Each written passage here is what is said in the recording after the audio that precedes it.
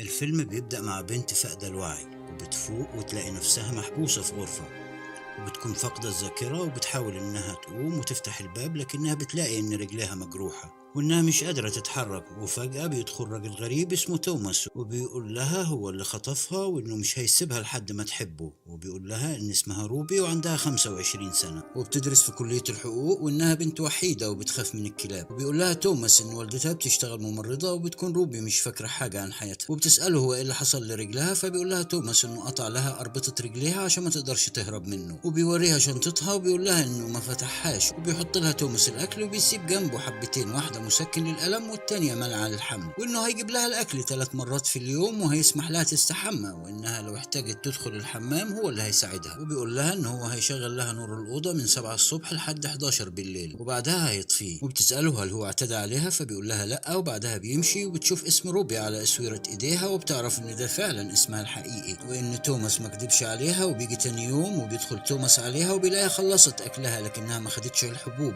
وبينزعج جدا توماس وبيقول لها الدواء ده هو اللي هيخليها تخف اسرع، لكنها بترفض. فبيكون توماس خارج من الاوضه وبتصرخ روبي وبتساله هو ليه بيعمل فيها كده، لكن توماس مش بيهتم وبيمشي وبيسيبها. وبيجي الصبح وبتكون روبي لسه نايمه، بتفتح روبي عينيها وبتزحف ناحيه الشنطه عشان تشوف اللي فيها، وبتلاقي فيها بطاقتها وبتبص في المرايه عشان تحاول تفتكر شكلها. فجاه بتسمعه داخل عليها فبتخاف وبترجع الشنطه وبترجع مكانها بسرعه، وبتكتشف ان في كوره وقعت من شنطتها فبتخبيها في جيبها بسرعه قبل ما توماس يدخل ويشوفها. وبيجي بيحط لها الاكل وبيجبرها انها تاخد الدواء وبيخرج وبيسيبها. وبتبص روبي للكوره وبتحاول تفتكر كانت شايلاها ليه معاها، لكنها مش بتقدر تفتكر حاجه وبتقعد تلعب بيها شويه لحد ما بتزهق وتنام. وبيجي تاني يوم وبتروح روبي عند الشنطه وبتكسر المرايه اللي موجوده فيها، بتاخد جزء المرايه وبتستخدمه عشان تحاول تشوف الجرح اللي في راسها. كل ده بيراقبها من فتحه الباب، وبتحس روبي بحركته فبتخبي الازاز في الشريط اللي مربوط على رجلها وبترجع مكانها بسرعه. كل يوم توماس بيجي وبيعمل لروبي تمارين علاج طبيعي لرجلها ويغسل لها وشها وينظف جسمها. وفي يوم بتتسحب ناحيه الحوض عشان تغسل وشها وبيجي لها فكره، وهي انها تلعب في المواسير عشان تخليها تسرب. وبيدخل توماس بيشوف اللي بيحصل وهو بيصلح المواسير، فبتساله روبي هو هيعمل فيها ايه لو ما حبتوش، هل هيفضل حابسها للابد؟ وتفضل تهزر وهي بتوصف حالتها والملل اللي بتحس بيه في يومها. فبيقول لها توماس انه واضح انها بقت مبسوطه بالقعده معاه لدرجه انها عارفه تهزر، وبيسالها هو ممكن يعمل ايه عشان الملل اللي هي حاسه بيه، وبتطلب منه انه يجيب لها بطانيه عشان تتغطى بيها، وبيجيب لها كتاب عشان يسليها لما تكون زهقانه. وتاني يوم بيكون جايب لها مرتبه ومخده وبطانيه وبيدي لها كتاب زي ما طلبت، وتشكره روبي وبتفرح جدا لما بتحس انها عارفه الكتاب ده وانها قريته قبل كده. وبيقول لها لو رجعت الحاجه كانت بتعملها زمان، زي انها تشم نفس الروايح او تقرا نفس الكتب او تاكل نفس الاكل، ده هيساعدها على الذاكره وانها ترجع لها تاني اسرع. وبتفرح روبي لما بتعرف ان في امل انها تفتكر حياتها، وبيوعدها ان هو هيساعدها تفتكر كل ذكرياتها، لكنها لازم تكون صبوره وعندها امل. وبيجيب لها توماس الفطار وبيقول لها ان اي اكل او مشروب هتطلبه هيجيبه لها فورا. فبتطلب روبي انه يعمل لها شاي احمر وبيجيب لها توماس المشروب، وتفرح روبي وبتشم روبي الشاي، بتفتكر نفسها لما كانت بتشربه زمان، وبتساله هو ازاي عرف انها تطلب النوع ده، فبيجاوبها انها مش بتحب تشرب غير المشروب ده. وبتستغرب اكتر وبتساله هو ازاي عارف عنها الحاجات دي، فبيقول لها انه عارف عنها كل حاجه. بتكون روبي بتقرا في الكتاب وبتتفاجئ بوجود ورقه غريبه جوه الكتاب، وبتبقى مش عارفه تقراها، ولكنها بتقرب المرايه وبتشوف ان الكلام مكتوب فيه بالمقلوب، وبتكون الجمله عباره عن كلمه لا تثق فيه. وتخاف روبي وتبقى مش عارفه الرساله دي من مين، وبتتفاجئ بتوماس جاي فبتخبي الورقه بسرعه. وبيكون توماس جايب معاه اكله وعشان ياكلوا مع بعض، وهما بياكلوا بيسالها هي سرحانه في ايه، فبتجاوب روبي انها بتفكر في الكتاب وان قصته عجبها جدا، ويقرب ايده من ايديها لكن روبي بتخاف وبتبعد ايديها. فبيسالها لو هي لسه بتخاف منه، وبترد عليه روبي وبتساله هو خطف كام واحده غيرها قبل كده، وبتقول له انها اكيد مش اول ضحيه ليه، واكيد خطف قبلها بنات كتير وعذبهم واغتصبهم. وبتقول له انه مش عايزها هي بالذات تحبه، وانه اكيد كان بيطلب نفس الطلب ده من باقي ضحاياه. وبيتعصب فبتتكلم فبيسكتها توماس وبيضرب على الترابيزه بايده وبيتعور وبيعتذر لها عن كل اللي عمله معاها، وبيقول لها ان مفيش بنات قبلها وان عمره ما عمل كده مع حد. وبيبدا انه يعيط فبتمسك ايديه وبتحاول انها تهديه، وبتقول له انها متاكده ان اللي بينهم ده مميز. وبمجرد ما بيخرج توماس من الاوضه بيبان على روبي انه كل ده كان تمثيل. وتاني يوم بتكون روبي قاعدة بتشيل الرباط من على رجليها عشان تشوف أخبار جرحها إيه، لكنها مش بتلاقي أي أثر لجروح، وبتتعصب روبي وبتفهم إن توماس لما قال لها إنه قطع لها الأربطة كان بيكذب عليها. فبتحاول تقوم تفتح الباب، وبمجرد ما بتلمس الأكرة بتفتكر ذكرى من حياتها، وهي إنها كانت بتفتح باب وفجأة حد جه من ظهرها وضربها على راسها. وبتفضل روبي تحاول تجمع ذكرياتها ومش بتفتكر حاجة تاني. فبترجع للورقة اللي في الكتاب وبتشم المادة اللي اتكتبت بها الورقة، فبتفتكر إنها كانت مخبية حاجة في الحيطة، وبتروح ناحية الحيطة وبتلاقي أعواد الكبريت اللي اتكتبت بيها الورقة. وبتفهم روبي إن هي اللي كتبت الورقة دي لنفسها. وعلى العشاء بتطلب منه إنه يولع شمعة، وبتقول له إن كده العشاء هيبقى رومانسي. وبيفرح توماس وبيحس إنها بدأت تحبه. وهم بياكلوا بتحاول روبي إنها تلهي توماس وتحكي له عن حلم بتشوفه، واللي بيكون عبارة عن إنها بتغرق ومفيش حد بينقذها. وهي بتحكي بتسرق عود الكبريت اللي استخدمه توماس من جنبه من غير ما يحس. وبعد ما بيخرج بتكتب رسالة جديدة لنفسها في الورقة وهي اخدعيه.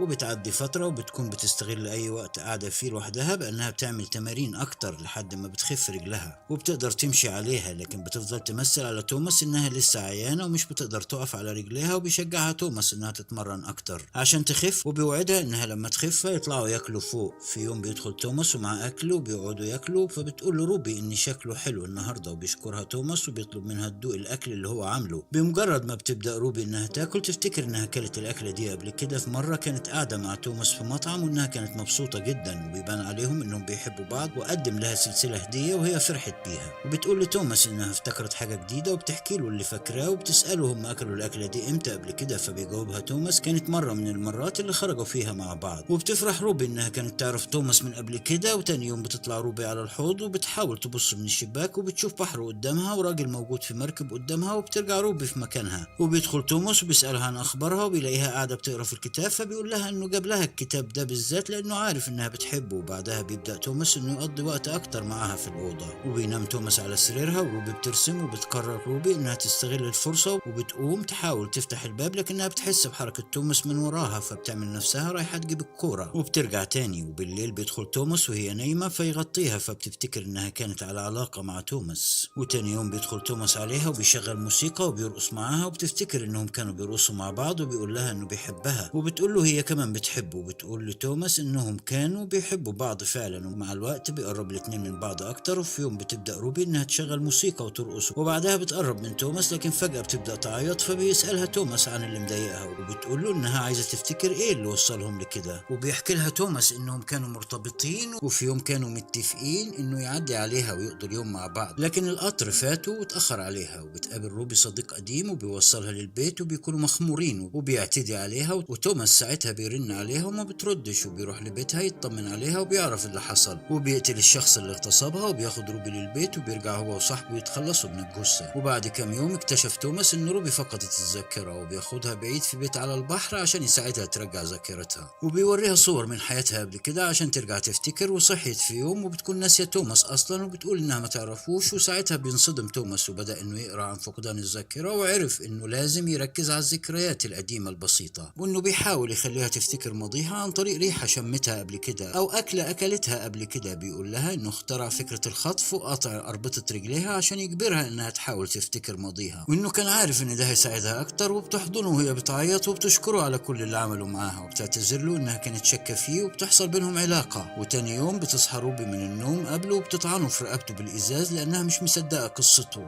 وبيفضل توماس يقاوم وبتضربه وبتخرج من الاوضة وبتزحف على السلم، وبتنجح انها بتشوف الشارع من تاني. وبتفضل تجري ناحية المركب اللي شافته، وبتحاول انها تزق المركب ناحية المية لكن بيغمى عليها من التعب. وبتفوق روبي وبتلاقي نفسها على السرير وجنبها دكتور، وبنعرف انها فقدت ذاكرتها من تاني وانها نسيت اللي حصل. وبيطمن الدكتور عليها وبيخرج من الاوضة. وبنعرف ان الدكتور ده يبقى توماس، وقرر ينتحل شخصية دكتور ورجعها لنفس الاوضة اللي كانت محبوسة فيها عشان يبدأ يحاول يرجع لها الذاكرة من تاني. اذا عجبك الفيلم ما تنساش تعمل لايك واشتراك عشان يوصلك كل جديد.